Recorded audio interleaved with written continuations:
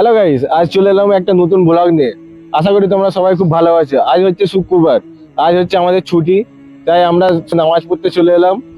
নামাজে পড়া হয়ে গেছে, আমি মসজিদের সামনে দাঁড়িয়ে আছি।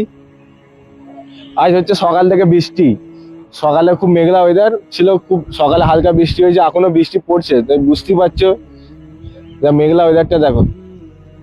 এখানে মানে এখানে হচ্ছে শীতকালে দুটো কাল হয়, এক হচ্ছে বর্ষাকাল, দুই হচ্ছে শীতকাল।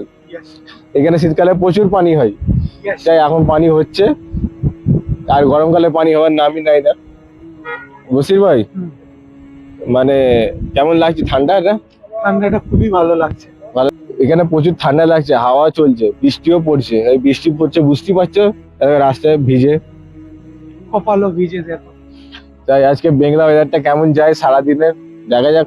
এটা হচ্ছে আমাদের স্টার্ট, আর আমাদের আজ শুক্রবার হাফ বেলা থেকে আমাদের দিন স্টার্ট হয় শুক্রবারে, কারণ হাফ বেলা ঘুমিয়েই কেটে যায়। আর মানে হাফ বেলার পর আমাদের দিন স্টার্ট হয়। দেখি আজকে বর্ষার বৃষ্টি ওয়েদারে কেমন যায় আমাদের